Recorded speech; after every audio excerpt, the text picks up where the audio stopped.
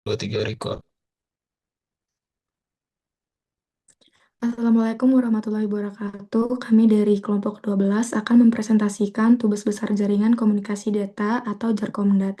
Kami dari kelas TT 4807 dengan anggota saya Miranda Tania dengan NIM 1010 12 400 280.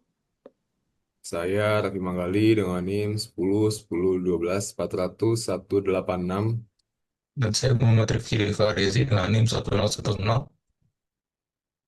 124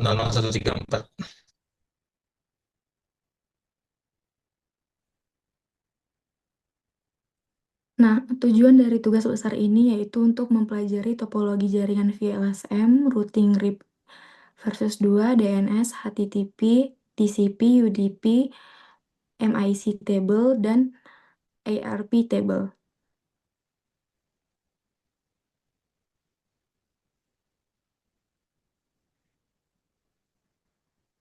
Nah, selanjutnya data host dan switch. Berikut adalah data parameter yang kami gunakan. Terdapat 6 switch A dan 1 switch B dengan kebutuhan host yang bervariasi mulai dari host L sebanyak 55 host, host M 61, host K 49, hingga host N sebanyak 17 host.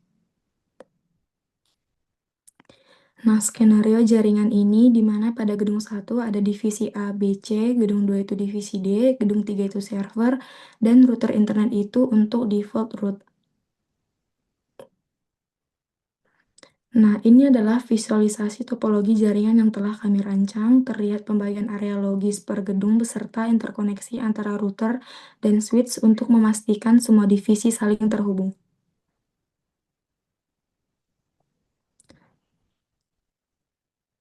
Selanjutnya akan dilanjut oleh Rifki. Selanjutnya ada perhitungan VLSM-nya. Jadi menggunakan blok IP-nya 10.12.00/16 karena kita dari kelompok 12. Alokasikan subnet berdasarkan kebutuhan host terbesar terlebih dahulu. Jadi ini untuk tabel VLSM-nya dan untuk perhitungannya sendiri di karena ini kebutuhan host per divisinya, divisi A butuh 49, divisi B-nya butuh 55, divisi C-nya butuh 61, dan D-nya 17 host. Dan karena diurutkan dari yang paling tinggi, jadi yang dihitung pertama itu yang divisi C dulu.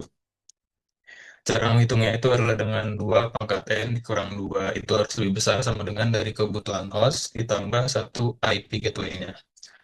Jadi untuk yang divisi C itu ada 61 host tambah satu IP gateway menjadi 62.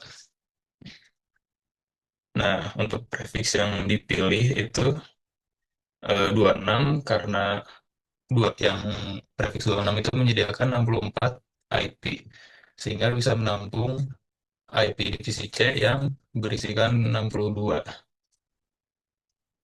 Dan setelah itu alokasi IP network address-nya 10.12.00, disable range-nya 10.12.01 sampai 10.12.062.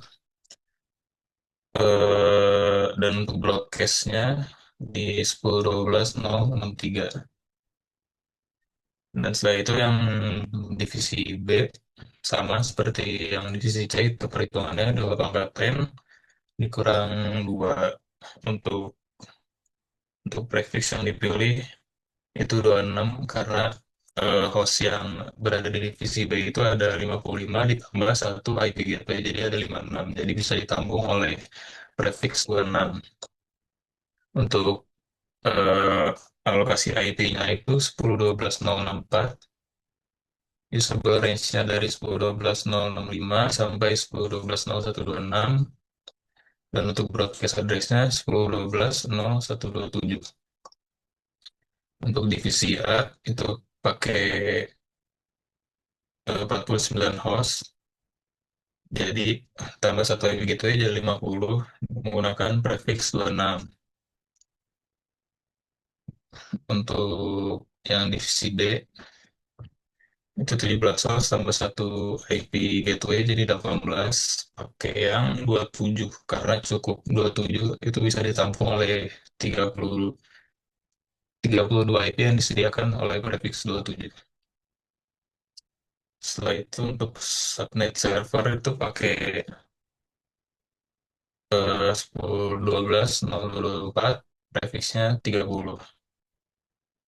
Dan untuk usable-nya 10.12.025 sampai 226, broadcast-nya di 227. Eh, untuk poin-to-poinnya,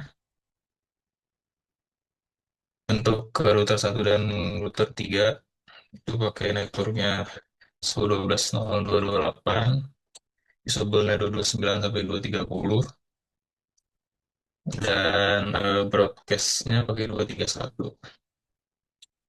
Dan selanjutnya poin-to-poin router 2 ke router 3 itu pakai 10.12.0.232, usable-nya 233 sampai 234, broadcast-nya 235.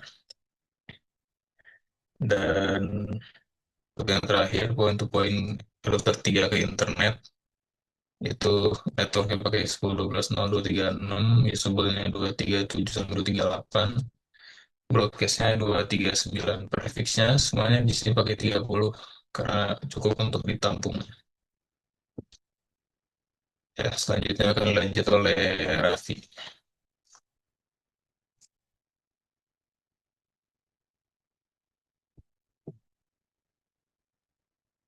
Oke, di sini kami diberikan blok IP privat yaitu 10.12.0.0/16. Dan sesuai prinsip dasar VLSM, langkah awal yang kami lakukan adalah mengurutkan alokasi subnet berdasarkan kebutuhan kapasitas host terbesar terlebih dahulu agar pembagian ruang IP menjadi efisien dan meminimalkan pemborosan. Oke, next Ki. Lalu berdasarkan data kebutuhan host yang diberikan, urutan alokasi kami mulai dari yang terbesar yaitu divisi C dengan kebutuhan 61 host. Selain itu, perhitungan dilanjutkan ke prioritas kedua yaitu divisi B dengan kebutuhan 55 host, susul divisi A yang membutuhkan 49 host, dan terakhir adalah divisi D dengan kebutuhan terkecil sebesar 17 host. Next, slide ke-10.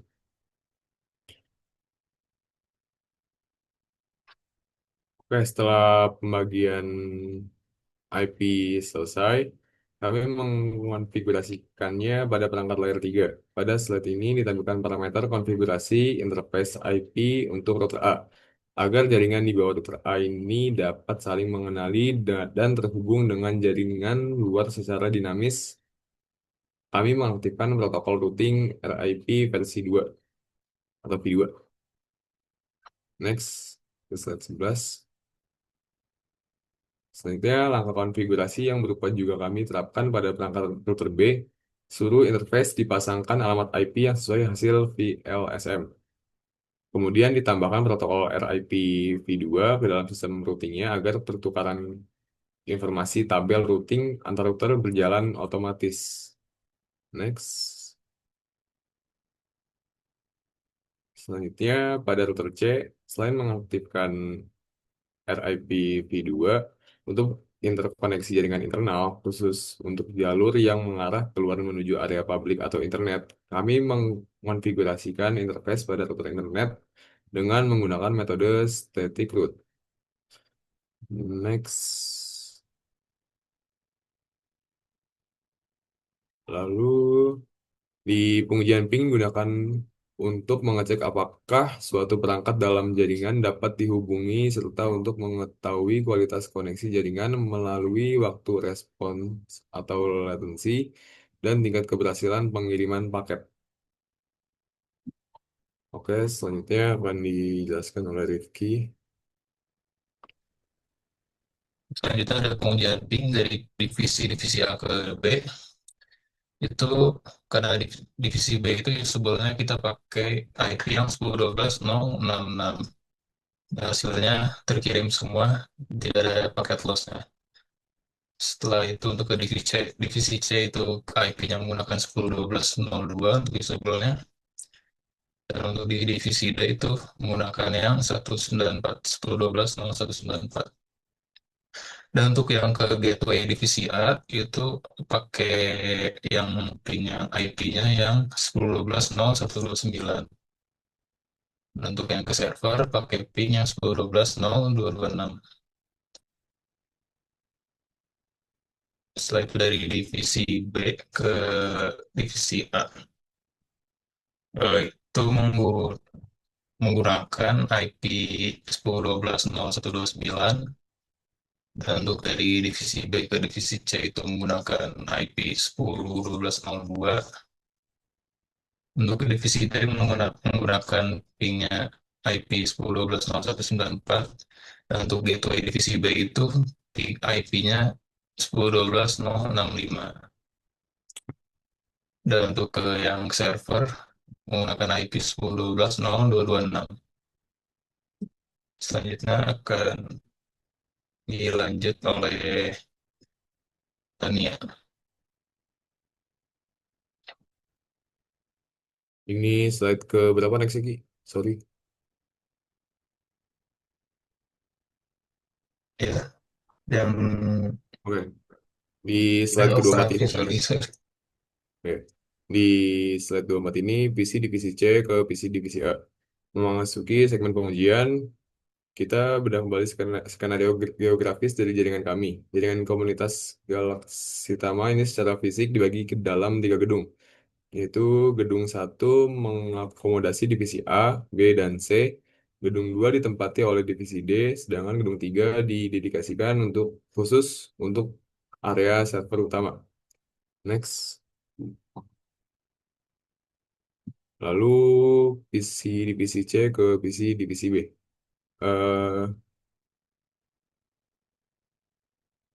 Berikut adalah visualisasi arsitektur topologi jaringan penuh yang berhasil kami bangun di dalam simulator Cisco Packet Tracer. Terlihat bagaimana susunan switch-switch di setiap gedung terhubung ke core router hingga akhirnya bisa menjangkau area server di gedung 3 dan jaringan internet. Bisa dilihat dari pingnya. Oke, next. Eh, untuk menghubungkan seluruh divisi, kami mengaktifkan menggunakan ping 10.12.0.194. Sini kita juga menggunakan 32 byte of data. Next lagi. Lalu di PC divisi C ke gateway divisi C. Di sini juga pingnya itu memakai 10.12.0.1 dan di sini juga sama menggunakan 32 bytes of data. Next. Selanjutnya di PC divisi C ke server di sini ada perbedaan yaitu di pingnya itu 10.12.0.226 dan di sini juga memakai 32 bytes of data.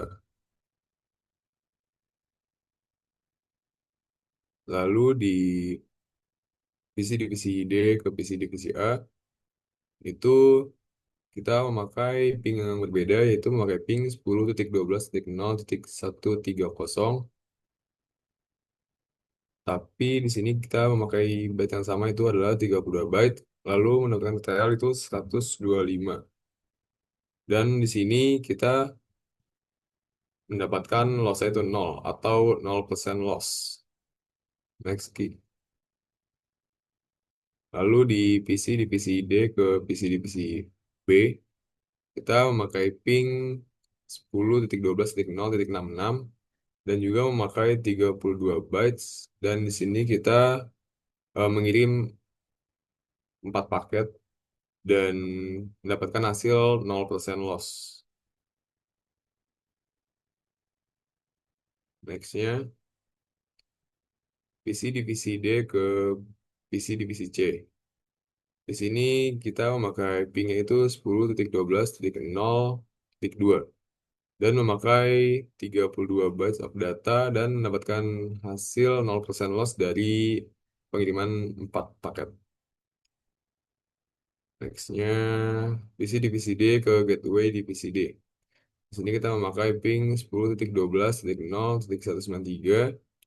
Sini kita memakai sama kembali yaitu 32 bytes dan mengirimkan 4 paket data dan mendapatkan hasil 0% loss.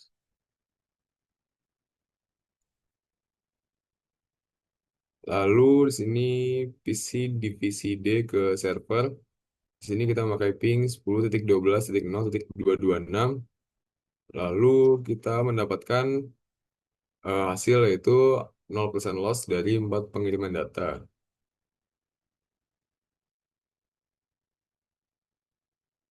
Ini masih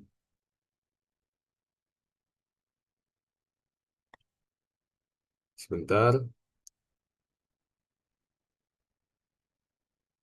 Oke, di sini kita akses domain web server melalui PCA. Itu kita menggunakan aplikasi itu adalah Cisco Packet Tracer. Oke, gue next key. Terus juga akses domain web server melalui PCB di Cisco Packet Tracer. Next. Dan sama juga di akses domain web server melalui PCC yaitu memakai Cisco Packet Tracer.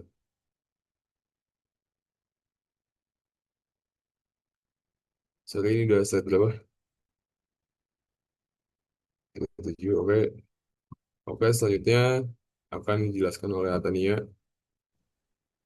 Nah, selanjutnya ada DNS resolution di mana memasuki tahap ini pertama-tama kami melakukan verifikasi DNS resolution. Nah, untuk memastikan bahwa domain yang telah dikonfigurasi dapat ditranslasikan dengan baik oleh sistem. Nah, terdapat hasil DNS resolution-nya. Bisa dilihat pada hasil perintah ns lookup, ini domain kelompok 12.com berhasil ditranslasikan dengan tepat ke IP address server, yaitu 10.12.12.226. Ini membuktikan layanan DNS kami berfungsi sempurna. Next. Nah, pengujian atau routing table. Nah, tahapan ini memverifikasi pemetaan jalur data melalui pemeriksaan tabel routing atau routing table pada masing-masing router gedung. Next.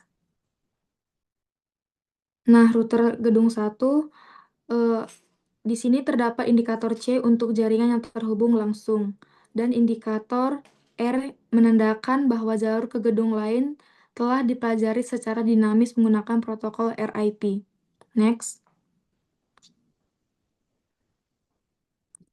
Berikut adalah router gedung 2. Bisa kita lihat bahwa semua segmen jaringan dari gedung-gedung tetangga juga sudah dikenali dan tercatat di routing table melalui update RIP secara berkala. Next. Router gedung 3. Begitu pula pada router gedung 3 yang mengarah ke area server, seluruh network tujuan telah terpetakan dengan tepat sehingga interkoneksi antar gedung tidak mengalami kendala. Next. Selanjutnya ada MIC address table gedung 1. MIC address table adalah tabel pada switch yang menyimpan pasangan alamat MIC dan port untuk membantu proses pengiriman data dalam jaringan secara cepat dan efisien. Next. Nah, pada switch 1, MIC address dari host eksternal berhasil dipelajari dan dicatat secara dinamik pada port FA0/1 setelah adanya aktivitas pertukaran data. Next. Hal yang sama pada switch 2, di mana perangkat switch berhasil memetakan MIC address tujuan pada port aktif ini adalah secara otomatis. Next. Kemudian pada switch 3 di area gedung server, tabel MIC juga terisi secara dinamis, membuktikan bahwa proses learning frame pada switch berjalan normal. Next. MIC address table gedung 2. Dan ini adalah tampilan MIC address table untuk gedung 2. Hasilnya konsisten, di mana switch berhasil mencatat hardware address perangkat tujuan secara dinamis pada port FA0/1. Next.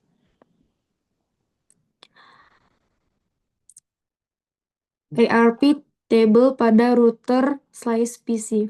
ARP table pada router adalah tabel yang menyimpan hubungan antara alamat IP dan alamat MIC perangkat dalam jaringan lokal sehingga router dapat mengirimkan data ke tujuan yang tepat. ARP table router gedung 3. Nah, berikut ini di sini terlihat jelas daftar IP address yang aktif beserta hardware address yang bersesuaian, lengkap dengan interface fisik tempat paket tersebut dilewatkan. Last. Nah, ada ARP table PC atau divisi A.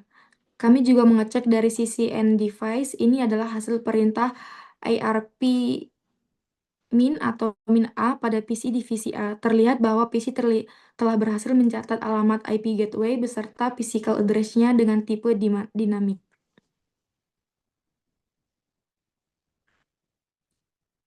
Selanjutnya akan dilanjut oleh Raffi. Oke, di sini kita memasuki yaitu protokol DNS dan HTTP. DNS di sini berfungsi sebagai mencari alamat IP dari nama domain, lalu HTTP berfungsi sebagai mengirim dan menerima data halaman web antara browser dan server. Dan saat ini membuka website, DNS bekerja terlebih dahulu, kemudian HTTP digunakan untuk mengambil isi website. Next, sini event listnya. Berdasarkan analisis kami, TCP digunakan ketika aspek keakuratan dan keutuhan data menjadi hal yang sangat penting. Sebaliknya, protokol UDP diaplikasikan ketika aspek kecepatan transmisi dirasa jauh lebih penting dibandingkan keandalan pengiriman datanya. Next.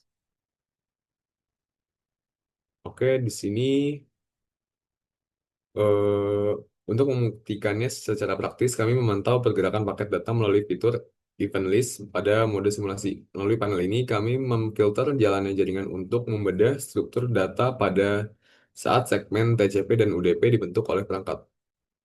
Next. Lalu di saat ini kami menampilkan bentuk protokol data unit atau PDU dari UDP. Dapat dilihat bersama, struktur header-nya jauh lebih sederhana karena UDP fokus pada efisiensi dan kecepatan transmisi data, seperti yang terjadi pada lalu lintas paket data layanan DNS. Next-nya itu halaman berapa, Ki? 56 ya? Oke. Protokol transport TCP atau UDP. TCP digunakan ketika keakuratan data, keutuhan data sangat penting. UDP digunakan ketika kecepatan lebih penting daripada keandalan pengiriman data. Next. Boleh. Eh, Di implementasi topologi jaringan, tiga gedung berhasil dirancang dan berjalan baik pada Cisco Packet Tracer, di mana seluruh divisi dapat saling terhubung. Kedua, alokasi alamat IP menggunakan VLSM terbukti efisien pada blok IP 10.12.0.0/16, sehingga mampu meminimalkan pemborosan ruang alamat atau IP address waste. Next. Lalu di PDU UDP, konfigurasi routing dinamis RIPv2 berjalan dengan baik yang dibuktikan lewat keberhasilan pengujian ping antar gedung. Layanan server berfungsi secara optimal di mana layanan DNS dan HTTP berhasil diakses menggunakan domain oleh seluruh divisi. Terakhir, kami berhasil memvalidasi keselarasan teori model OSI dengan praktis serta memahami keterpaduan fungsi antara routing table, MIC address table, dan ARP table di dalam jaringan. Next. Next ya, Ki.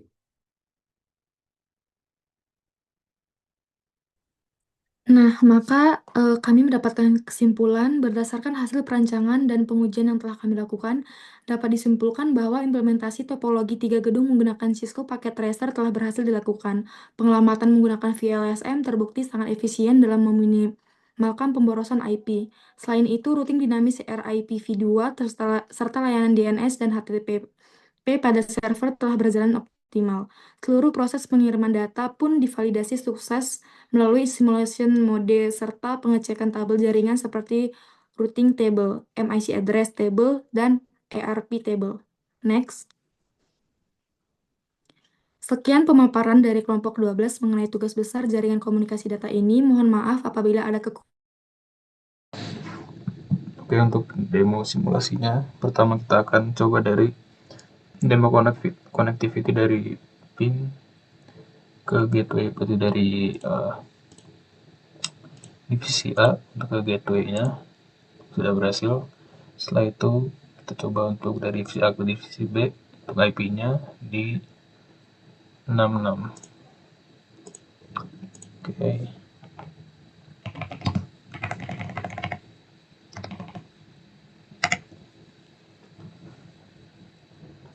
Oke, sudah berhasil. Setelah itu coba dari A untuk ke C. Di sini untuk yang C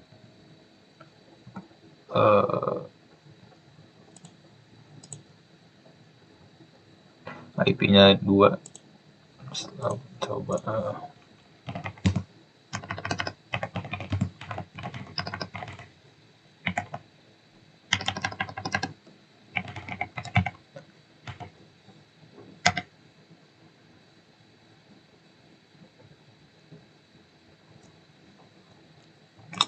ada error 1 RTO.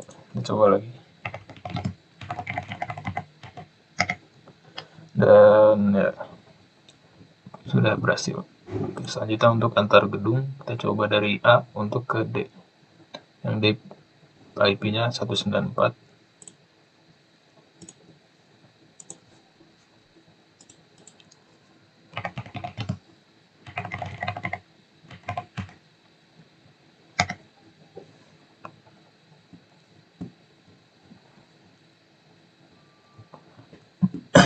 Oke, ada request timeout 1, kita coba lagi.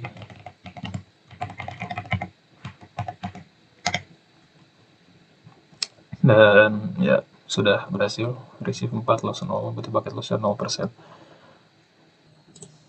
Setelah ini ada untuk ke server, gitu. Kita coba dari untuk menggunakan IP-nya yang 226.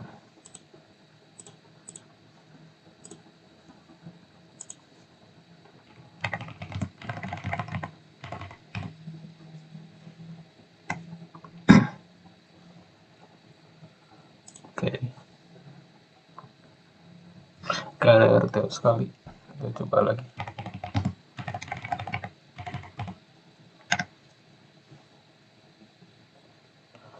Oke, sudah berhasil. Berarti selanjutnya kita coba menggunakan mengirim paket dari divisi A ke divisi B. Oke, udah berhasil. Dari divisi A ke C berhasil. Dari A ke D sudah berhasil. Dan dicoba untuk server. Dan sudah berhasil semuanya. Oke, selanjutnya ada demo akses domain web server dari semua divisi. Oke, yang pertama dari divisi yang A dulu.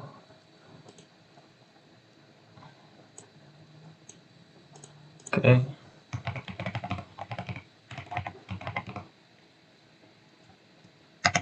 Oke, berhasil divisi A. Untuk yang divisi B.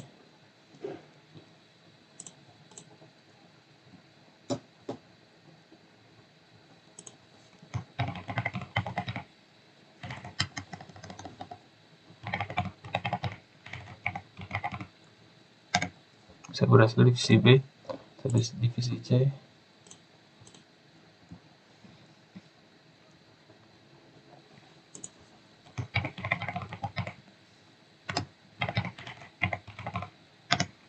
Sudah berhasil. Dan terakhir untuk divisi D.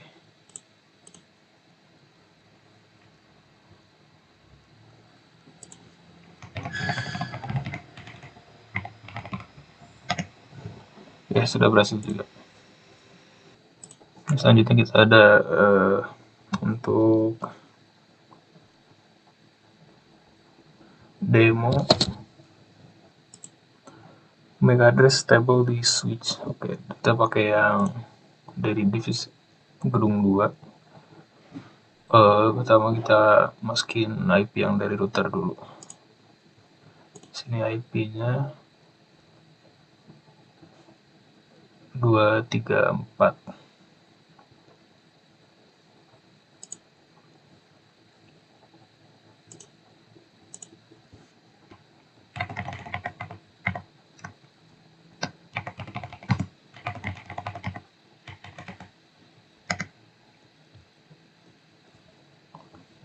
Oke, sudah berhasil.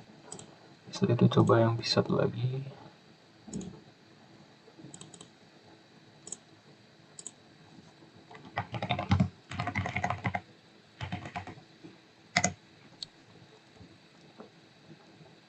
Oke, sudah berhasil.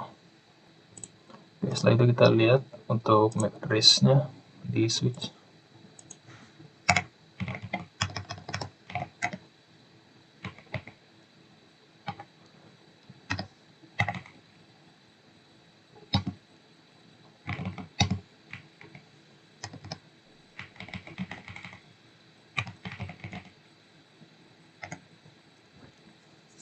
Oke, sudah keluar MAC address table.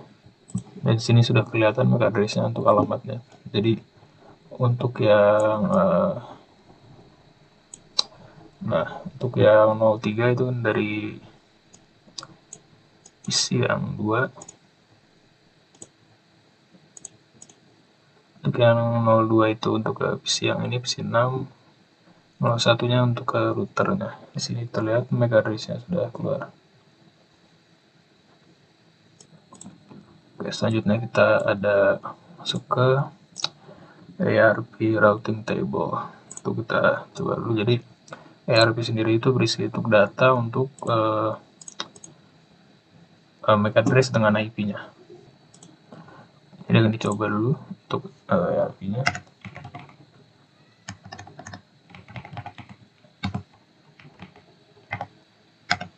Oke, jadi sudah terlihat, tercatat di sini ada untuk IP address-nya dengan hubungannya dengan MAC address-nya. Dan di sini juga terlihat sudah ada untuk interface-nya masing-masing. Jadi selanjutnya ada demo routing table-nya. Kita coba di router yang ini, router gedung 1.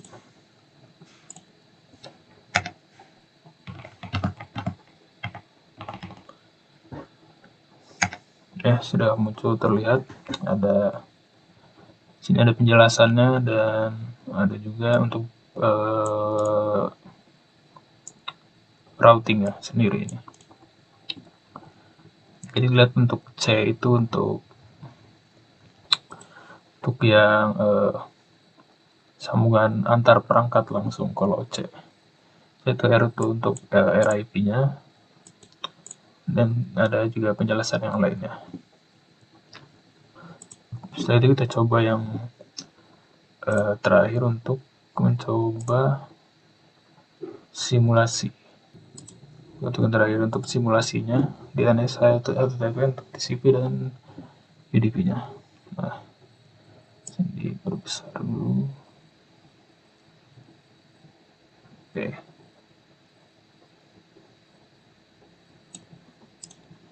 Kita coba dari yang sini ya, divisi 1.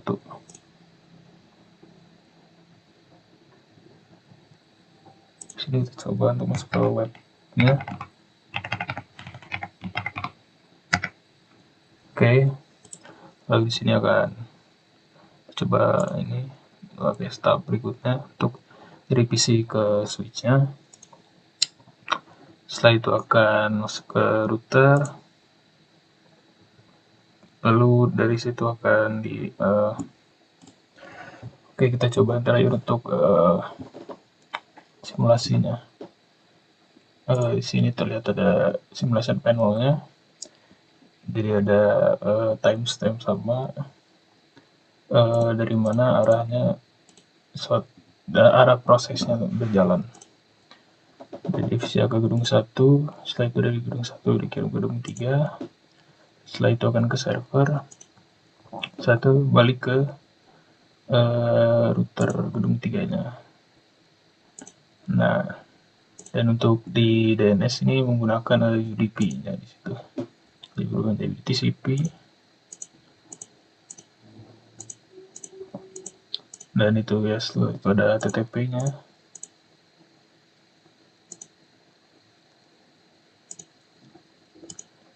Dan ya sampai balik lagi ke PC 0 ya, dan sudah berhasil, tidak ada masalah. Jadi untuk web sudah terbuka dan sudah bisa diakses. Jadi ya kurang lebih segitu sekian untuk demonya.